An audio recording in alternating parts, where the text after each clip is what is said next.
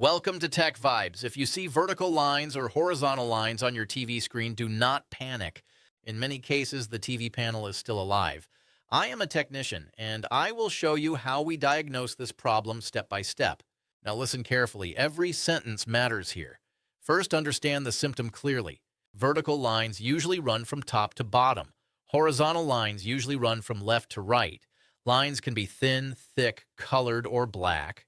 Lines that stay fixed all the time indicate a hardware issue. Step 1. Power reset test. Turn the TV off completely, unplug the power cable from the wall socket. Wait at least 10 minutes. This discharges internal voltage and resets the TCON board logic. Reconnect power and turn the TV on. If lines disappear, the issue was temporary signal corruption. Step 2. Source isolation test. Disconnect all HDMI devices like set-top box, PlayStation, or Android box. Open the TV menu using the remote.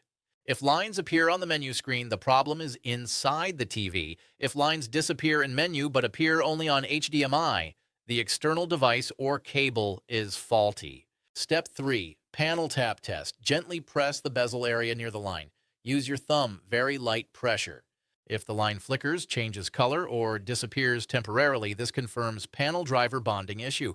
This is called COF, chip-on-film, failure. Step 4. TCON board inspection.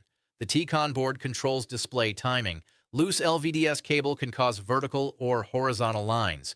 Open the back cover carefully, disconnect and reconnect the LVDS ribbon cable. Clean contacts gently with isopropyl alcohol. Retest the TV. Step 5. Heat test. Turn the TV on for 20 minutes.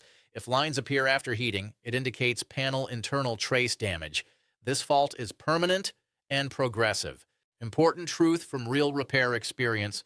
Vertical single line usually means column driver failure. Horizontal full line usually means row driver failure.